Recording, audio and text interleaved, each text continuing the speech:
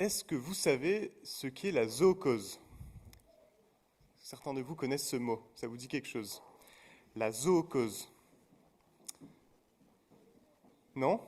Ça ne vous dit rien? La zoocose, c'est une maladie qui touche des animaux qui vivent en captivité, souvent dans des zoos. C'est une maladie psychologique qui les fait faire des gestes en boucle, par exemple tourner en boucle dans leur cage pendant de longues périodes. Je vous invite à regarder une vidéo qui nous illustre à quoi ça ressemble, qui va s'afficher dans un instant. Voilà.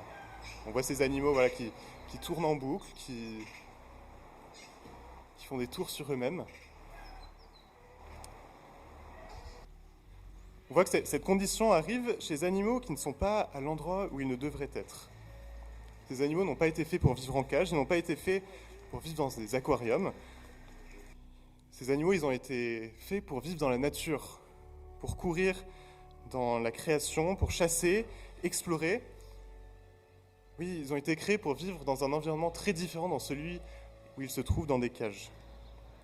Et la question qu'on pourrait donc se poser est comment est-ce que nous pouvons aider ces animaux à sortir de cette condition? Est-ce que c'est peut-être en leur donnant plus de nourriture, peut-être en leur donnant plus d'espace, une plus grande cage? Est-ce qu'on pourrait peut-être leur donner des médicaments qui pourraient aider leur comportement? Ou bien, est-ce que le problème n'est-il pas plus profond? Est-ce que le fait que ces animaux tournent en boucle n'est-il pas signe qu'il y a quelque chose de plus profond qui est en jeu ici? Que c'est bel et bien le contexte de vie de ces animaux qui pose problème. C'est ça qui est problématique. Et pour ces animaux, le mieux, c'est de changer complètement le contexte et non pas seulement d'essayer de régler les symptômes de cette situation. Et la question que j'aimerais vous poser, c'est pour nous. Est-ce que nous aussi, quelque part, nous ne sommes pas dans une condition similaire à ces animaux? Est-ce que nous ne serions pas un peu comme ces animaux qui vivent en cage? Est-ce que nous ressentons peut-être qu'il n'y a pas un problème dans nos vies? Quelque chose qui cloche, quelque chose qui ne va pas dans le monde qui nous entoure? Est-ce que nous, pour combler ce manque, pour régler ce problème, est-ce que nous essayons de mettre en place des choses pour justement atténuer ces symptômes? On peut penser par exemple au shopping, ce manque que nous sentons, que nous essayons de combler par l'accumulation de biens, par la société qui nous dit qu'il nous faut certaines choses qui sont essentielles, mais en fait qui ne le sont pas. Est-ce que peut-être que dans le monde qui est autour de nous, nous voyons qu'il est si pourri, si difficile, est-ce que nous essayons pas de nous divertir pour justement être, pendant un court instant, avoir une vision du monde qui est parfaite, pour détourner notre attention? Et la question que j'aimerais qu'on pose ce matin est celle-ci. Quelle est la solution de Dieu à ce problème? Qu'est-ce que Dieu va faire pour nous sortir de cette situation? Dans ce monde où nous sommes si marqués par le mal, quelle est la réponse de Dieu? Et donc pour étudier cela, je vous invite à ouvrir vos Bibles dans l'Apocalypse pour suivre notre série de prédications sur le sujet. La fin de l'Apocalypse nous montre justement comment Dieu va répondre à la question du mal dans le monde. Et donc pour cela, comme je vous ai dit, je vous invite à ouvrir vos Bibles à l'Apocalypse et nous irons du chapitre 20, verset 11, jusqu'au chapitre 21, verset 7.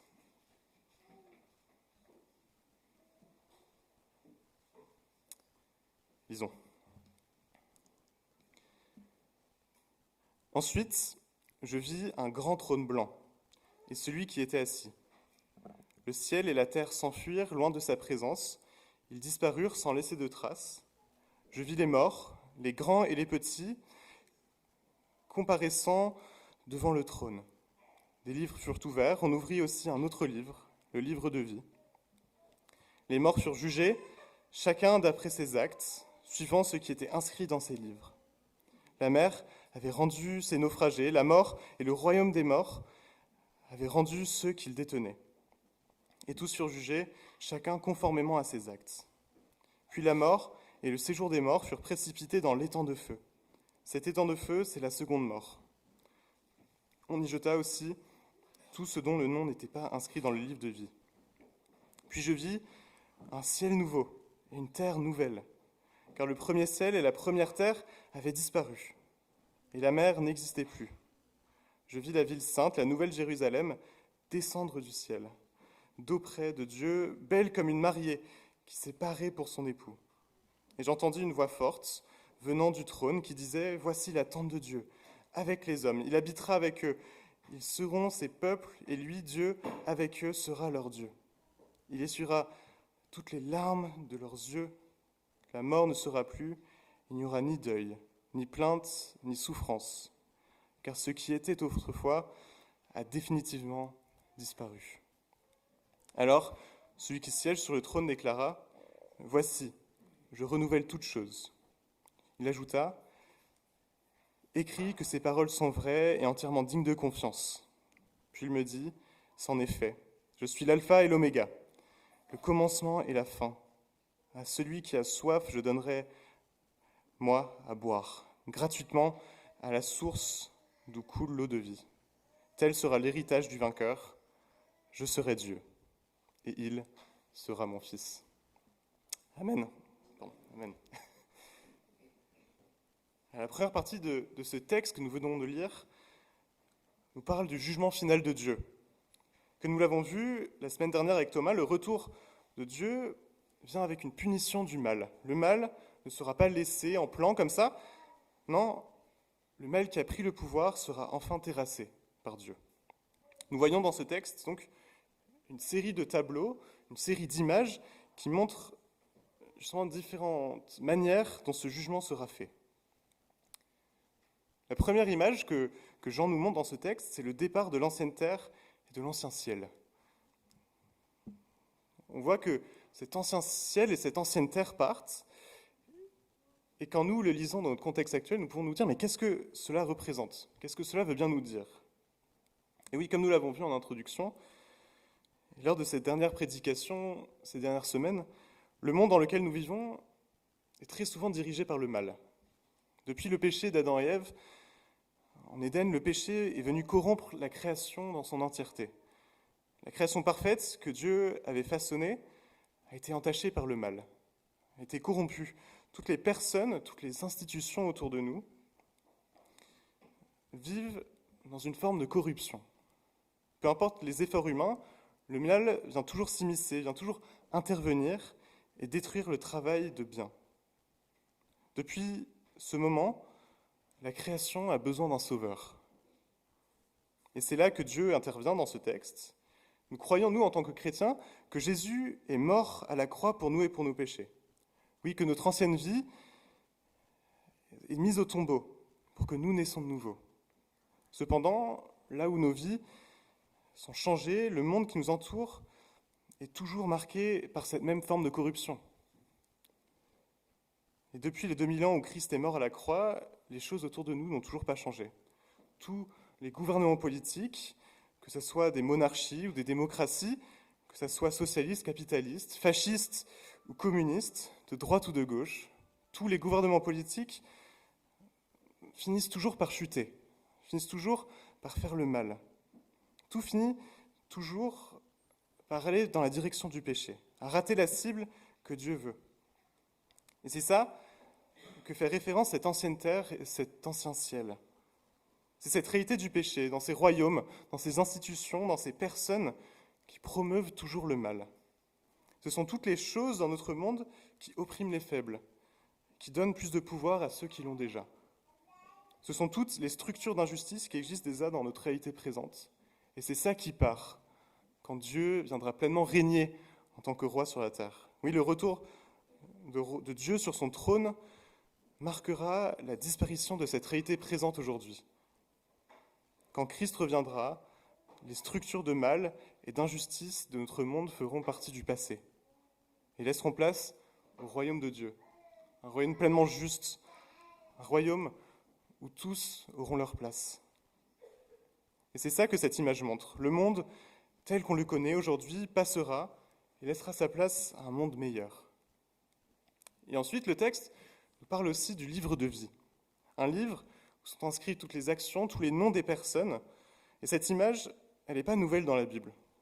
On la retrouve, en fait, pour signifier la mémoire de Dieu.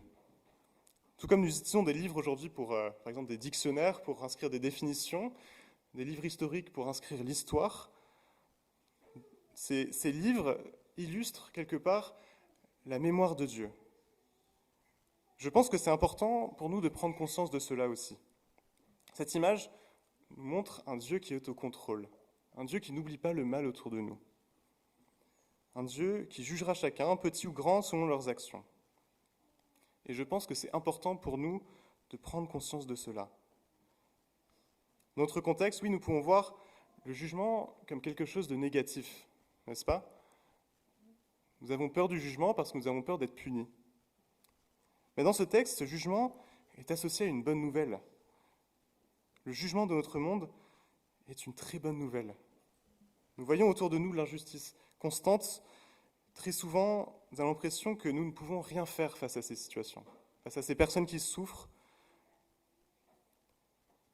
que ce soit des personnes qui trichent pour gagner plus de pouvoir, pour gagner plus d'argent, ou des structures d'autorité qui ne prennent pas soin des êtres humains. Ce jugement de Dieu qu'on voit dans ce texte, il rétablira la justice parfaite. Et pourquoi est-ce que nous pouvons dire cela ?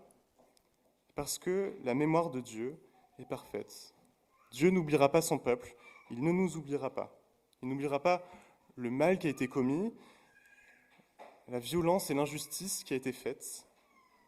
Il réparera tous les dommages, tous les problèmes qui ont été faits. Et dans ce sens, oui, nous croyons cette annonce du jugement est en fait une très bonne nouvelle. Et nous ne devons pas en avoir peur. C'est quelque chose qui peut nous aider dans notre temps présent à garder l'espérance. Et ensuite, et pour finir, cette dernière image qui nous montre dans ce texte, c'est celle du séjour des morts qui se vide. Et Jean, dans ce texte, nous en décrit 3. Celle de la mer qui recrache ses morts, puis de la mort et du séjour des morts qui sont décrites non pas comme des lieux, mais comme des personnages qui sont jetés dans le lac de feu. Et oui, nous pouvons commencer par la mer.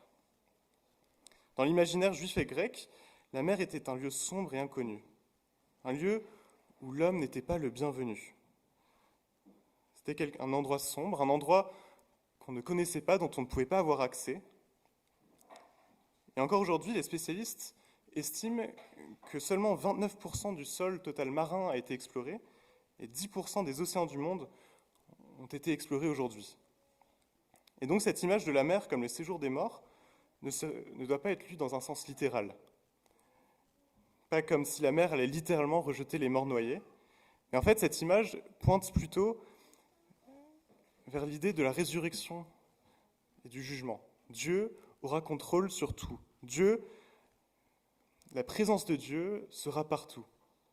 Autant dans les lieux sombres, comme la mer, que dans les lieux, les hauts lieux. Que même les endroits les plus profonds de la terre, Dieu sera présent. Dieu apportera sa justice. Et nous voyons aussi que la résurrection marquera la fin de la mort. On voit que la mort et le séjour des morts sont envoyés dans le lac de feu qui marque la séparation avec Dieu. La mort sera vaincue, oui, une fois pour toutes. La mort et le séjour des morts n'existeront plus. Et la mort elle-même sera tuée. Et donc, en résumé, qu'est-ce que nous pouvons retenir de ce texte, de ces différentes images ? Ce qui est important de garder en tête dans cette première partie, c'est que Dieu, dans son œuvre de purification, sera nécessaire de placer la justice. Le mal qui a été commis par les hommes sera réparé, et Dieu répondra aux pleurs, aux cris d'injustice de ceux qui souffrent. Le monde entier, oui, pliera le genou devant Dieu, et Dieu sera pleinement présent. Nous passons ensuite dans la deuxième partie de notre texte, qui transitionne vers ce que nous pouvons voir comme quelque part la bonne nouvelle de la création, de la nouvelle création. Nous y voyons décrite comme une scène de mariage. On voit la nouvelle Jérusalem descendre du ciel, décrite comme une mariée qui viendrait rejoindre son époux. Cette image est particulièrement marquante quand nous regardons l'histoire biblique. Dieu est un Dieu saint, un Dieu qui ne peut pas être en contact avec le péché.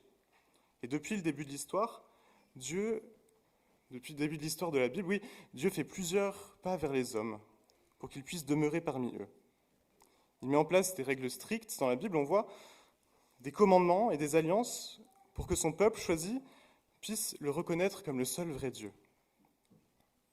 Mais les êtres humains n'arrivent pas, ou seulement pour un peu de temps, d'obéir à ces lois, et finissent inévitablement par rompre l'alliance et désobéir à Dieu, et ainsi faisant des actes de rébellion face à Dieu.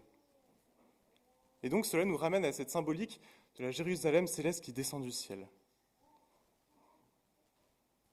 Cette image nous montre que ce n'est pas l'homme, par ses actions, qui mérite Dieu, mais c'est Dieu qui vient vers nous, Dieu qui descend du ciel pour vivre parmi nous. Ce n'est pas par nos simples efforts que nous méritons le salut, ou encore moins de vivre dans la présence de Dieu, mais nous observons dans ce texte que c'est simplement Dieu qui vient en contact avec l'humanité. Et ça, c'est absolument énorme. Dieu vient habiter parmi nous. Et donc, par ce mariage entre les cieux et la terre, Dieu ne vient pas seulement nous visiter, mais vient habiter avec nous. Et cette œuvre de salut, qui a commencé par Jésus, sera menée parfaitement à bien ici. Cette finalité marquera le début d'un âge nouveau, un âge où tout sera enfin purifié, un âge où toutes les attentes qui sommeillent en nous seront enfin répondues. Oui, Dieu vivra parmi nous. Et à ce moment-là, cette absence, ce vide que nous ressentons aujourd'hui sera enfin comblé. Dieu, on le voit dans ce texte, séchera toutes les larmes, guérira toutes les blessures, toutes les maladies, nous consolera de tout deuil et de toute souffrance. Cette vie que nous connaissons dans ce monde aujourd'hui n'existera plus. Il n'y aura plus rien de pareil. Mais, en même temps, tout sera complètement différent. Les nouveaux cieux et la nouvelle terre qui sont lancés dans ce texte se vivront ici sur terre. Et donc, dans un certain sens, cette nouvelle création sera en continuité de ce que nous vivons déjà aujourd'hui. Est-ce que tu peux me chercher un pardon ?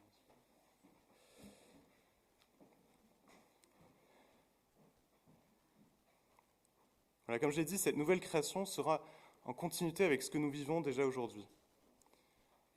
La beauté d'un coucher de soleil, la randonnée dans une montagne, l'émerveillement qui nous touche en étant spectateur d'une œuvre d'art, ou l'explosion de saveurs de nos papilles gustatives quand nous mangeons un bon plat, tout cela sera toujours présent dans sa forme perfectionnée dans la nouvelle création qu'est annoncée aujourd'hui. Tout ça sera rendu meilleur, tout ça sera rendu encore plus parfait. Et je pense qu'il est important de garder cela en tête quand nous pensons à la vie éternelle. Oui, ce texte nous montre que nous ne serons pas des anges qui volent dans le ciel sans rien faire, chantant pour l'éternité dans la chorale de Dieu. Donc l'espérance chrétienne qui est décrite dans ce texte est bien plus que cela. C'est une vie avec Dieu, non pas dans l'oisiveté, mais dans sa présence. Et semblable quelque part à la vie d'aujourd'hui, en même temps complètement différente, complètement perfectionnée.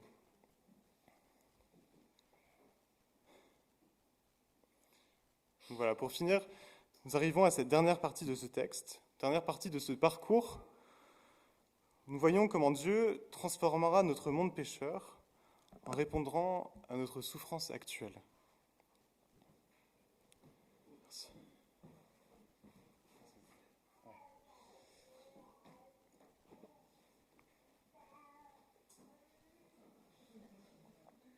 Il fait très chaud ici.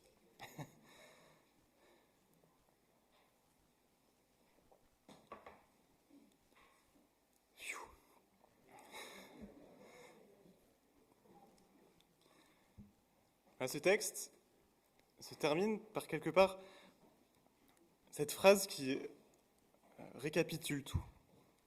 Dieu qui dit « Maintenant, je fais toutes choses nouvelles ».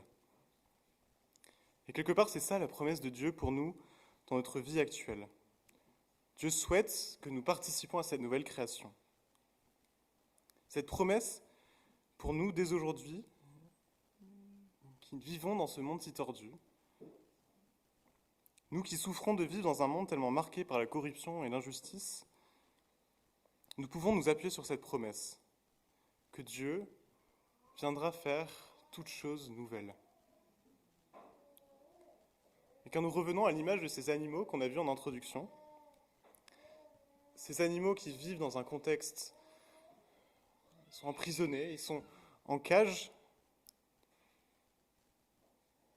Quand nous lisons ce texte et tout ce vers quoi il pointe, nous pouvons voir qu'en fait, nous sommes aussi comme ces animaux. Nous ne sommes aussi pas encore arrivés à notre destination finale.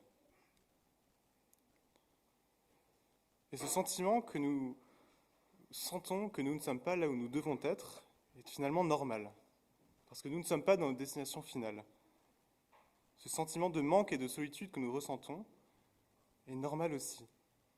Parce que nous attendons encore de vivre dans la création parfaite de Dieu. Mais ce sentiment d'injustice, quand nous voyons toutes les situations autour de nous, est normal. Parce que la justice de Dieu n'est pas encore établie. Mais là où nous vivons comme ces animaux en cage, dans ce monde qui n'est pas censé être le nôtre, ce texte nous montre que dans la réalité future de la création, toutes ces choses, tous ces sentiments de manque seront enfin disparus. Et donc, en attendant, nous patientons le retour du Christ. Nous attendons que Christ revienne, que la création nouvelle revienne parfaitement sur terre. Nous sommes appelés à persévérer dans notre course, de continuer à suivre Christ pour devenir bénéficiaires de cette promesse. Oui, cette eau qui nous est donnée, cette eau de vie, et aussi cette justice qui viendra. Et je le crois, cette réalité actuelle est beaucoup plus facile à accepter quand nous savons ce à quoi va ressembler la fin. Voilà, chers amis, en conclusion, ce texte nous rappelle que le monde qui nous entoure n'est pas le monde final, ce n'est pas la destination finale. Ce qui nous attend derrière le rideau est infiniment meilleur que tout ce qu'on pourrait imaginer aujourd'hui. Ce texte nous a montré 3 sujets d'espérance qui peuvent nous aider à tenir dans notre contexte présent. Le premier, c'est que Dieu viendra rétablir sa justice lors de son retour. Mais nous croyons que Dieu ne laissera pas le mal impuni. Et cela est libérateur pour nous aujourd'hui. Ce n'est pas, non, à nous de sauver le monde, mais c'est Dieu qui le fera. Et en deuxième, nous croyons aussi que la nouvelle création à venir n'est pas une vie d'éternité, d'oisiveté, d'ennui sur un nuage, mais plutôt ce sera une création complètement purifiée et dans la présence de Dieu. Une vie nouvelle, une vie sans tous les problèmes d'aujourd'hui, sans la mort, sans la souffrance, sans la détresse. Une vie pleinement dans la présence de Dieu, dans la présence parfaite de paix de Dieu. Et dernièrement, ce texte nous montre que la nouvelle création sera aussi synonyme de Dieu qui viendra habiter parmi nous.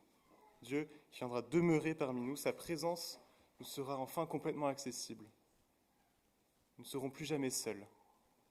Nous ne serons plus jamais abandonnés. Le Dieu de l'univers fera sa maison sur terre et nous vivrons pour l'éternité à ses côtés. Voilà, chers amis, si vous ressentez ce matin quelque part ce vide dans vos cœurs, ce sentiment que quelque chose ne va vraiment pas, sachez que c'est normal. C'est le signe que nous ne sommes pas encore arrivés à destination. Notre appel n'est pas de trouver des solutions humaines à ce problème, c'est de chercher constamment, ou de chercher par exemple constamment à nous sauver par nos propres actions. Plutôt notre appel aujourd'hui, c'est de lâcher prise, c'est de faire confiance à Dieu et de vivre dans cette espérance de son règne à venir. En attendant le retour du Christ, nous sommes appelés à persévérer, à marcher en suivant Christ. Cette réalité actuelle est souvent insupportable, mais nous aide, je pense, beaucoup plus facilement à accepter la situation que nous traversons. Oui, nous savons d'ores et déjà la fin de l'histoire. Nous ne sommes pas condamnés à rester des prisonniers qui tournent en rond infiniment comme ces animaux. Non, ce texte nous rappelle que nous sommes les fils et filles du roi de l'univers, qui viendra un jour à notre rencontre en transformant son royaume, une fois pour toutes. Et dès aujourd'hui, profitons des avant-goûts que Dieu nous donne. Profitons de la création. Profitons de l'Église, où sont rassemblés tous les membres du peuple de Dieu. Persévérons dans la foi et avançons avec la certitude que notre avenir est entre les mains de Dieu, entre les mains de celui qui viendra un jour faire toutes choses nouvelles. Je vous invite à la prière.